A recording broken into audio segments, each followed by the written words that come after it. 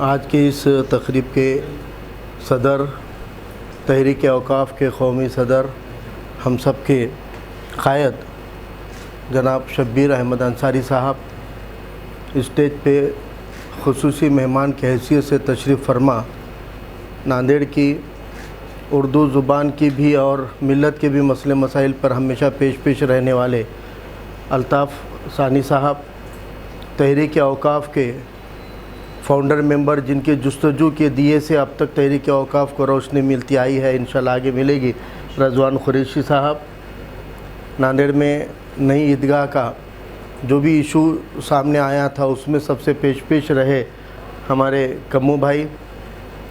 हमेशा हमें दीनी नुक्ते नज़र से, दुनियाई नुक्ते नज़र से जब भी रहनुमाई की ज़रूरत पड़ती है तो हमारे लिए हमेशा वक्त निकाल कर हमारे साथ खड़े रहने वाले मौलाना अज़ीम रज़वी साहब, जिन्होंने एक ज़मीन के इशू को बिना अपने किसी मफाद के बेलौस तरीक़े से अपनी नींद, अपना चैन, अपना सुकून अपने रिश्तेदारों को देने का, फैमिली को देने का वक्त और अपने जेब का पैसा लगाकर मिल्लत के सरमाए की हिफाजत के लिए जो एक जुनून के तौर पे काम कर रहे हैं, वो जनाब एम.ए. हाफिज़ साहब वतन के ज़रिए और मुसलमानों के किसी भी मसाइल के ऊपर हमेशा लब्बैक बोलकर जो बहुत आगे रहते हैं, ऐसे हमारे वतन सोसाइटी के रईस भाई, मेरे साथी एडवोकेट बिलाल साहब, ज़मीर भाई और तमाम मुअज़्ज़िज़ मेहमान और बहुत सारे लोग जो पहले से तहरीक औकाफ़ में फ़ाउंडर मेंबर की हैसियत से शरीक रहे हैं, सभी का नाम लेना मुमकिन नहीं है।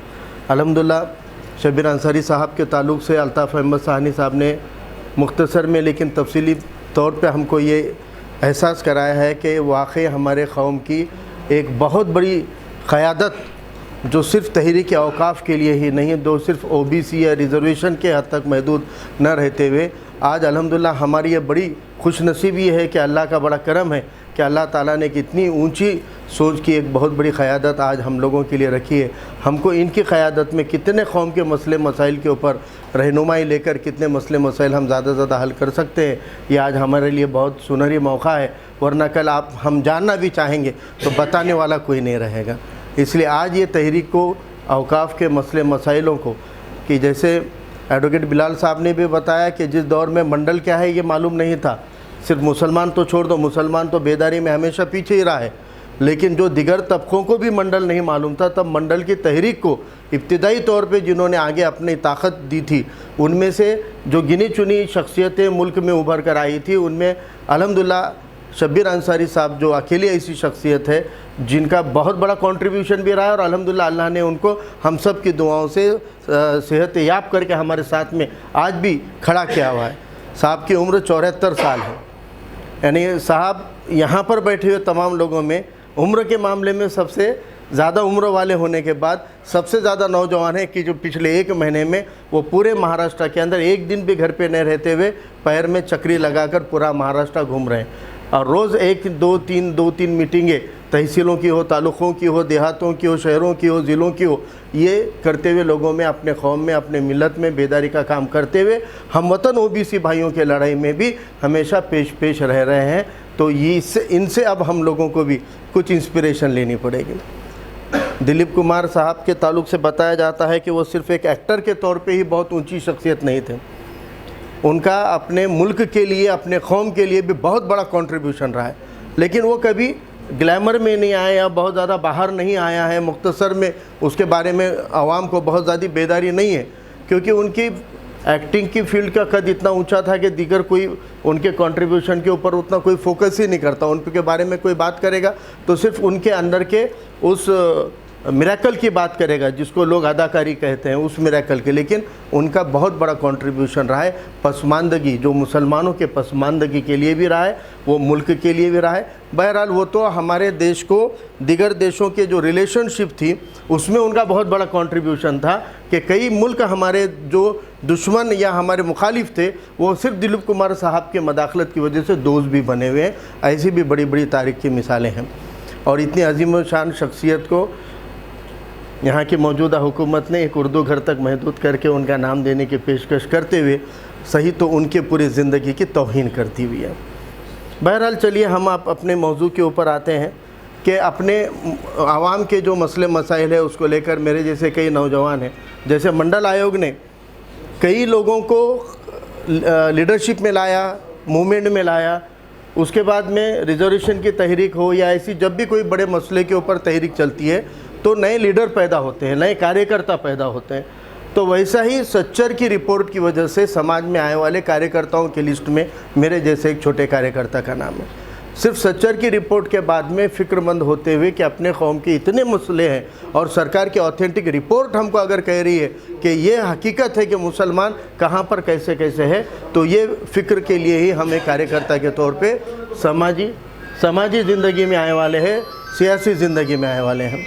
और वो सच्चर की रिपोर्ट के अंदर जितने चैप्टर थे उसके अंदर समाजी पिछड़ापन था, उसमें तालीमी पिछड़ापन था, उसमें माशी पिछड़ापन था, उसमें सियासी पिछड़ापन भी था। और समाजी पिछड़ेपन पर बात हो रही है, तालीमी पिछड़ेपन पे बात हो रही है, माशी पिछड़ेपन पे बात हो रही है और कुछ हद तक सियासी पिछड़ेपन पर भी बात हो रही है। लेकिन उस चैप्टर के अंदर दो ऐसे चैप्टर थे जिनके ऊपर काम बहुत ज़्यादा हद तक नहीं हुआ है। उनमें से एक अगर सबसे बड़ा मसला कोई है तो सच्चर की रिपोर्ट में वक्फ को लेकर जो चैप्टर था वो सबसे अहम है इनमें, लेकिन उसके ऊपर बहुत ज़्यादा हम कोई भी काम नहीं कर पाए हैं। और दूसरा उसने तालीम से जुड़ा हुआ एक मसला रखा था कि मियारी तालीम को लेकर, हेल्थ और एजुकेशन की क्वालिटी को लेकर, और हेल्थ एंड एजुकेशन के मौजू पर भी हम उसका मियार, उसकी क्वालिटी, उसके दर्जे बढ़ाने को लेकर कोई ऐसी तहरीक दिखती नहीं है कि जो इसके ऊपर काम कर रही हो। तो हमने सोचा था कि भाई चलो, अपनी ताकत उतनी नहीं है कि हम इतने बड़े बड़े मसलों पर हाथ डालें या कुछ कोशिश करें, लेकिन हमने ये सोचा था कि अल्हम्दुलिल्लाह अल्लाह के करम से अगर हमारी एक टीम अच्छी मजबूत बन जाती है, कुछ ताकत हमारी अगर समाजी लेवल पे बन जाती है, कुछ हमारे साथियों को अहदे मिल जाते हैं, तो यकीनन उस पावर का, उस ताकत का, उस सत्ता का इस्तेमाल हम इन बड़ी बीमारियों के ख़िलाफ़ भी करेंगे। क्योंकि मैं अभी बेझिझक तौर पे कहना चाहता हूँ, शब्बीर अंसारी साहब को इस बात से शायद कोई असहमति नहीं होगी कि आम तौर पे अपन चोरों के, लुटेरों के डर से डरते हैं, चोरों से और लुटेरों से, लेकिन अब जो तालीम की फील्ड है जिसमें एक दौर के अंदर तालीम का काम करने वालों को लोग मौलवी का दर्जा दिया करते थे, उनको मौलवी साहब बोलकर पुकारा करते थे, आज तालीम का देने वाले लोग माफिया के तौर पे जाने जाते हैं। तालीमी इदारे चलाने वाले माफिया इसलिए कहला रहे हैं क्योंकि अगर उनके पास के मियार को बढ़ाने को लेकर आप बात करोगे तो आपके पास दो ही ऑप्शन रहेंगे। आपने उनके अगर कुछ कमियां ढूंढ कर निकाली, उनकी बुराइयां, खामियां ढूंढ कर निकाल ली, तो फिर जैसे पहले अल्ताफ़ हुसैन सर ने कहा कि कुछ डॉक्यूमेंट निकाल लिए और बाद में उसके सामने जाके प्रेशर किए, तो दो ही ऑप्शन रहते हैं, एक तो पैसे लेके मैनेज हो जाओ, नहीं तो किसी एक्सीडेंट में आपको मार दिया जाएगा। दो ही रास्ते रहते हैं। और यही माफिया वक्फ के अंदर भी आया हुआ है। वक्फ की प्रॉपर्टीज़, मिल्कियत को लेकर भी बड़ा चैलेंज ये है कि ये किसके हाथों में माफिया है, ये बहुत बड़ा। और वो माफिया जो है वो किसी भी लेवल पर गिरकर अपनी रुकावटों को दूर कर सकता है। अगर इन माफियों के खिलाफ लड़ना है, तालीमी माफिया के खिलाफ लड़ना है, अगर आपको हेल्थ के मियार को बढ़ाने के लिए, अच्छे दर्जे की हमारी हेल्थ की फैसिलिटी अवेलेबल करने के लिए लड़ना है, या आपको अपनी कौम की मिल्कियत, जो संपत्ति है, जो असेट है, जिसको औकाफ या वक्फ कहते हैं, इसकी ज़मीनों को लेकर लड़ना है, तो आपको माफिया के ख़िलाफ़ में लड़ना है। और इन माफिया के ख़िलाफ़ में लड़ना है तो किसी एक शख्स का या किसी एक छोटे से ग्रुप का काम नहीं, ये एक तहरीक के ज़रिए हो सकता है। और ये हिम्मत हमारी नहीं थी। मैंने शब्बीर अंसारी साहब के जब पहली बार मेरी मुलाकात हुई, उन्होंने कहा कि भाई आप अच्छे कुछ काम कर रहे हो तो औकाफ का भी काम करो, तहरीक औकाफ। मैंने कहा साहब, मेरी हिम्मत और औकात और ताकत और काबिलियत नहीं है कि इतने बड़े मसले में हम अभी हाथ डालें, जिसके अंदर जाने को लेकर खाली तहरीक औकाफ की मीटिंग की फेसबुक पे पोस्ट गिरती है तो नांदेड़ में चंद लोग ऐसे हैं जो उसके अंदर लिखते हैं ये माल कमाने का धंधा है, कितना लेने वाले हो, उसके ऊपर कमेंट आ रहे हैं। इतनी बदगुमानियों में है मुलवी से ये कौम। और वो लोग अपने आप को रहनुमा कहते हैं, लीडर कहते हैं, वो लोग समाजी तंजीमों के ज़िम्मेदार हैं, वो लोग सियासी तंजीमों के ज़िम्मेदार हैं, जो ये कह रहे हैं कि ये जो तहरीक औकाफ है ये माल कमाने का धंधा है। बोले कैसी हिम्मत करेगा कोई सामने आने की, कैसी जुर्रत करेगा कोई किसी मसले में हाथ डालने की? क्या पहले बदगुमानी कर लेते हो कि भाई कोई इससे जुड़ा है तो मालिक हमारा है बोलकर? आप तहकीक कीजिए, किसी ने किया है तो उसको बिल्कुल एक्सपोज कीजिए। आजकल इलेक्ट्रॉनिक मीडिया का और हर हाथ के अंदर पत्रकार है सर, हर आदमी। अब अल्ताफ सर आपकी पूरी मोनोपोली ख़त्म हो गया, लिए सहाफ़त की कोई मोनोपोली रही नहीं है। हर आदमी, हर बच्चा, पढ़ा हुआ हो, जाहिल हो, अनपढ़ हो, गंवार हो, गोरा हो, काला हो, अमीर हो, गरीब हो, हर एक आदमी जिसके हाथ में मोबाइल है वो पत्रकार बन गया है, खुफिया पत्रकार हो गया है, वो संशोधन की पत्रकारिता वाला पत्रकार बन गया है, वो प्रेस फोटोग्राफर बन गया है। फिल्मों में कभी बताते थे कि फ़ोटो उतार दिया, उसके पीछे गुंडा लग के मार डालता था।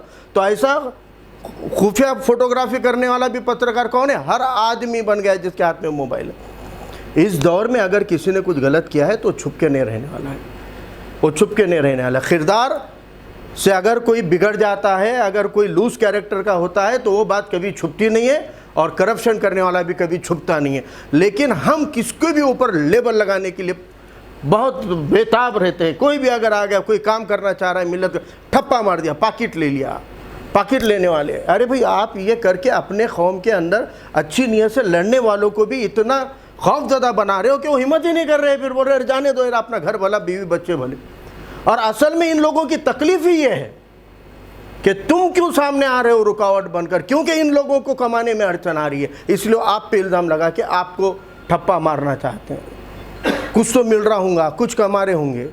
अब ये मीटिंग में से जाने के बाद में अल्लाह न करे हम में से कोई, अरे अच्छा इसी के हाल वाल मिले, फुल माल कमाए शायद, ये भी एक इम्कानात है। लेकिन इन इम्कानात से डर के तो हम नहीं रुके वाले, क्योंकि एक जो खंबा लगा हुआ होता है, हमारे उस्तादों ने हमको बताया था शब्बीर साहब, कि एक जो खंबा होता है उसको दूध वाला अपने साइकिल का कीचड़ पोंछता है, स्कूल के बच्चे अपने जूते का कीचड़ पोंछते हैं, गधा उसे पीठ खुजाता है, कुत्ता उस पर पेशाब करता है, फिर भी वो खंबा अंधेरा होने के बाद इन्हीं को रोशनी दिखाता हुआ खड़ा रहता है। हम समाजी ज़िंदगी में वो खंबा बनने के लिए आए वाले हैं। हम परवाह नहीं करने वाले कि किसी के बदगुमानियों की, हम तो ऐसे ही रहेंगे, डटे रहेंगे, अड़े रहेंगे। और अल्हम्दुलिल्लाह अल्लाह ताला ऐसे साथी जोड़ रहा है जो साथी बेबाक होकर, बेखौफ होकर ये कामों पे लड़ रहे हैं। कौन है हमारा दुश्मन? हम सियासी तौर पे भी कहते हैं फला पार्टी, हम की पार्टी, और मैं तो ये कहता हूँ कि इस मुल्क की कोई सियासी पार्टी मुसलमानों की दोस्त नहीं है, और यही बात दम से कहता हूँ कि कोई सियासी पार्टी मुसलमानों की दुश्मन भी नहीं है। इसलिए किसी पार्टी को डर कर भी वोट करने की ज़रूरत नहीं है, और किसी पार्टी के मोहब्बत के जुनून में भी वोट करने की ज़रूरत नहीं है। लेकिन ये पार्टियों ने, सियासी पार्टियों ने बेशक हमारी खिलाफ में काम किए हैं। 70 साल में किसी सियासी पार्टी ने मुसलमानों के लिए काम नहीं किया है, और मुझे यकीन है कि मेरी इस बात से कौमी कायद भी मुत्तफिक होंगे कि भाई हाँ ये सही है। जब कोई सियासी पार्टी हमारी नहीं है, कोई समाजी तंजीम हमारे हक़ में काम नहीं कर रही है, तो ये सब हमारे दुश्मन है। लेकिन दिगर लोगों के ऊपर इल्ज़ाम बहुत आसानी से हम लगा रहे हैं। हमारा सबसे बड़ा इल्ज़ाम है आरएसएस, आरएसएस, आरएसएस। सही है, आरएसएस मुसलमानों की तरक्की कभी नहीं सोचेगी। मुसलमानों को कमज़ोर करना, दूसरे दर्जे का नागरिक बनाना उनका मकसद है, वो काम कर रहे हैं। लेकिन उनके खिलाफ तुम क्यों नहीं मुत्तहिद हो रहे हैं? तुम में इत्तेफाक क्यों नहीं है? तुम में इत्तेहाद क्यों नहीं? उसके ऊपर आरएसएस से बड़ा दुश्मन अगर कोई है तो हम में छुपा हुआ है। आरएसएस ने कुछ भी किया, हमारा बड़ा बड़ा नुकसान किया, लेकिन वफ़ की ज़मीनें आरएसएस का आदमी बिना किसी मुसलमान की मदद के हड़प नहीं सकता। कौम का सरमाया, कौम की मिल्कियत किसी भी आरएसएस का आदमी, किसी भी पार्टी का आदमी बिना किसी मुसलमान के मदद के हड़प भी नहीं सकता। फिर हमारी हज़ारों लाखों एकड़ ज़मीन जो इस मुल्क की तहरीक की है, औकाफ की है, वक्फ की है, वो ज़मीनों के ऊपर बड़े बड़े इमारतें बने। दुनिया के चंद अमीरों के अंदर जो अंबानी है, कहा जाता है कि वो हमारे वक्फ की ज़मीन के ऊपर उसने अटलांटा नाम का बड़ा के बड़ा बंगला बनाया हुआ है, जिसमें कार से घूमते हैं रहने वाले 4 लोग। और वो कितने तो एकड़ के अंदर बड़ा वो बंगला है, और वो बंगला कहीं पे? वक्फ की ज़मीन पे बना हुआ है, वक्फ की ज़मीन पे बना हुआ है। वहाँ तक कहीं को जाने का, अंबानी तक। अपने शहर के अंदर इतवारा पुलिस स्टेशन कहाँ बना हुआ है? कानून की रक्षा करने वालों का पुलिस का स्टेशन कहाँ बना हुआ है? वक्फ के ज़मीन के ऊपर बना हुआ है। 100 बेड का आयुर्वेदिक हॉस्पिटल है वहाँ पे बना हुआ। क्यों बनाए थे? हॉस्पिटल क्यों बनता है भाई? पेशेंट की खिदमत करने के लिए बनता है ना, वो खिदमत करने के लिए नहीं। औकाफ की ज़मीन हड़पने के लिए सिर्फ दायरा बड़ा है ना, ये डॉक्टरों से भागने वाला है। ये कोरोना को भी तुमको हमको डंडा हाथ में लेके भगाना पड़ने वाला है। जब तक हम रास्ते पे उतरेंगे नहीं, कोरोना कुछ भागने वाला नहीं है। आपकी कोई तालीम नहीं होने वाली है, आपका कोई तरक्की नहीं होने वाली है। आपको ऐसे जो कोरोना का डर बता बता कर, कोरोना के राक्षस की, शैतान का डर बता बता कर ये हुकूमतें पूरा करप्शन करने वाली है, मनमानी करने वाली है। अब कोरोना को भगाने का काम ना सरकार करेगी, ना दवाखाने अस्पताल करेंगे। कोरोना को भगाने का काम आपको हमको डंडा हाथ में लेके, झंडा हाथ में लेके रास्ते के आंदोलन करके ही इसको भगाना पड़ेगा। नहीं तो और तीसरी लाट आती, फिर चौथी लाट आती, अगली सरकार आए तक ये लाट के ऊपर लाट चलते रही। तो अब ये कोई भी लाट आए ना आए, आप लोग अगर मुत्तहिद होकर इस तहरीक औकाफ का अगर आप साथ देना चाहें या आप देंगे तो इंशाअल्लाह जो मसले अभी जिसके बारे में जिक्र हुआ है, अभी एक मसला बड़ा मज़ेदार चल रहा नांदेड़ में, वज़ीराबाद का नाम बदलो बोल कर। अब असदुल्लाबाद बोल के भी देहात गांव था, आज भी रजिस्ट्री ऑफिस में आपको वहाँ असदुल्लाबाद ही करना पड़ता। तो वज़ीराबाद भी ये जो है वो गाँवठान है, गांव है, आपको वो वज़ीराबाद के नाम से होता है। वज़ीराबाद का जो चौक है उन्होंने उस चौक का नाम ही बदल दिया, मूथा चौक रखा है। ये मूथा कौन? कांग्रेस का नगर सेवक, कांग्रेस नाम की सियासी पार्टी की गुलामी के दायरे के बाहर वो आदमी का कोई कंट्रीब्यूशन नहीं है समाज के लिए। उनके नाम पे आपने वज़ीराबाद के उस चौक का नाम रख दिया जिस चौक के अंदर एक बुजुर्गाने दीन की, एक ऐसे संत की, एक ऐसे सूफी की मज़ार है जिसने इस शहर को, इस गांव को बसाने के अंदर अपनी दुआओं से अवाम को हिंदू मुस्लिम एकता के सबक दिए थे। गंगा जमनी तहजीब को यहाँ पे बढ़ावा दिया था, गंगा जमनी तहजीब की हिफाजत की थी, हिंदू मुस्लिम पिछड़े तबके अगड़े तबकों को साथ में जीना सिखाया। ऐसे एक बुज़ुर्ग की मज़ार वहाँ पर है, आप उस मज़ार की तौहीन कर रहे हो कि एक सियासी मुख्तसर एक नगर सेवक के नाम से उसके नाम से चौक रख दिए तो रख दी। मुसलमानों ने दरिया दिली का निशान बता दिया, बर्दाश्त कर लिए। अपने बुज़ुर्ग की तौहीन है वो फिर भी हमने बर्दाश्त कर लिए। अब उनका दायरा कहाँ तक गया कि उस इलाके का वज़ीराबाद का नाम ही हटाओ। क्यों भाई? आपके जो बदगुमानियाँ हैं वो औरंगज़ेब को लेकर रह सकती है, आपकी बदगुमानियाँ शाइस्ता खान को लेकर हो सकती है, आपकी बदगुमानियाँ अफजल खान को ले सकती है। वो पॉलिटिकल थे, वो राजा थे, बादशाह थे, लड़े हैं, वो लड़ाऊ थे। उनके ताल्लुक से आप झूठी तारीख लिखकर उनके बारे में बदगुमानियाँ फैला दिए, ठीक है, लेकिन सूफियों के बारे में आप बदगुमानी कैसे रख सकते हो? वो नाम कोई था, किसी बादशाह का नाम नहीं था, वो किसी सिपे सालार का नाम नहीं था। वज़ीर ये नाम जो है वहाँ पे वो बुजुर्गाने दीन का नाम है, उनके नाम से वो वज़ीराबाद नाम रखा हुआ है।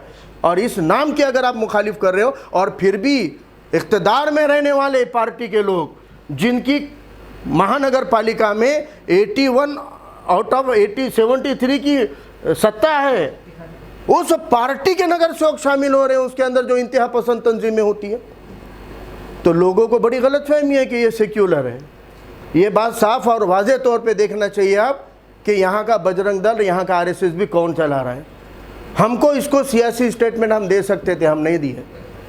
हम पॉलिटिकल पार्टी का इशू बना सकते हैं, अगर वो बना रहे हैं तो हम तो उसको फिर भी उससे भी करेंगे, वो भी प्लेटफॉर्म का ऑप्शन है। लेकिन हम अभी पहले चाहते हैं कि तहरीक औकाफ, क्योंकि औकाफ के अंडर में जो ज़मीनें आती हैं उनके टाइटल आते हैं, उसको लेकर ये मामला है। तो हम शब्बीर अंसारी साहब के रहनुमाई में टेक्निकली इसके अंदर प्रशासन या अदालत के रास्ते जाने पड़ेंगे तो वो भी जाएंगे, लेकिन हम इंतज़ाम कर देंगे कि कोई ऐसा कोई फितना वहाँ खड़ा ना करे, नाम बदलने का शोशा शुरू ना करे, और अगर करता है तो उसको समाजी और अदालती लड़ाई से भी हमको लड़ना पड़ेगा और ज़रूरत पड़ी तो सियासी लड़ाई से भी इंशाल्लाह लड़ना पड़ेगा।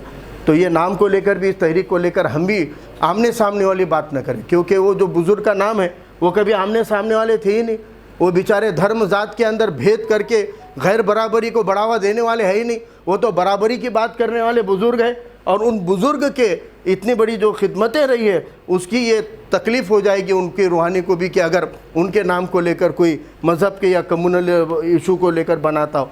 तो अपने नांदेड़ में शहर में बड़े बड़े मसले तो हैं ही, लेकिन देगलूर हो गया, धर्माबाद हो गया, भोकर हो गया, ये कुछ ऐसे देहात हैं जहाँ पे औकाफ की बहुत बड़ी बड़ी ज़मीनें हैं और वहाँ पर भी कई मामला गलत सलत हो रहे हैं। तो हमने पिछली मीटिंग में तय किया था कि इंशाल्लाह आने वाले दिनों में नांदेड़ शहर की कमेटी को हम तश्कील देंगे। नांदेड़ शहर की कमेटी को हम कुछ दिनों में बनाएंगे। आप में से जो लोग भी काम करने के ख्वाहिशमंद है वो रिजवान सर तक, मेरे तक अपनी ख्वाहिश पहुंचा दे अगर, तो इंशाल्लाह आने वाले कुछ दिनों में एक मीटिंग लेके शहर की तो कमेटी बनाएंगे और तालुका लेवल पर एक एक नुमाइंदा देकर उनके ज़रिए कुछ तहरीक को थोड़ा आगे बढ़ाते हुए आप नांदेड़ ज़िले की तमाम कमेटियों को पहले हम तश्कील दे देंगे ताकि एक अच्छी मजबूत टीम हमारी बन जाए और शब्बीर अंसारी साहब के रहनुमाई में, उनकी क़यादत में हम इस तहरीक को आगे बढ़ाए। ऐसी उम्मीद और तवक्को के साथ में मैं आली जनाब शब्बीर अंसारी साहब को सुनने के लिए आप भी और मैं भी बड़े बेचैन और बेताब हैं। तो इंशाल्लाह उनकी बात को हम सुनेंगे। लेकिन आप में से जो लोग साथ आना चाहते हैं वो साथ आए। आप लोग साथ रहेंगे तो हम एक बड़ी ताकत बन के आएंगे। तो इन बुरी ताकतों के, गलत ताकतों के ख़िलाफ़ में इंशाल्लाह हम लड़ सकते हैं। अपने शहर की मिल्कियत को, महाराष्ट्र में 1 लाख एकड़ से ज़्यादा ज़मीन औकाफ़ के अंडर में आती है, 1 लाख एकड़ से ज़्यादा। अब ये ज़मीन की हकीकत अगर देखें तो कितनी बची होगी अपने ताबों में, ये हमको नहीं मालूम। तो इसलिए हमको अपनों से ज़्यादा लड़ने की तैयारी रखते हुए, यहाँ पे गैरों को लड़ने के ज़्यादा मसला नहीं है, लेकिन हमको अपनों से ही लड़ना पड़ेगा। अपनों में से भी जो माफिया बन गए उनसे लड़ना पड़ेगा और हर लेवल पे जाके उनसे दो हाथ करने की तैयारी के साथ हमको लड़ना पड़ेगा। और जो भी नौजवान चाहते हैं वो साथ में आए। इंशाल्लाह इस लड़ाई को हम तन मन धन के साथ लड़ेंगे और हमारी जान की परवाह नहीं करते हुए लड़ेंगे। और ऐसे नौजवान साथ आएँ या फिर से एक बार मैं करता हूँ, आप सबसे रहता हूँ। खुदा हाफिज़, अल्लाह हाफिज़।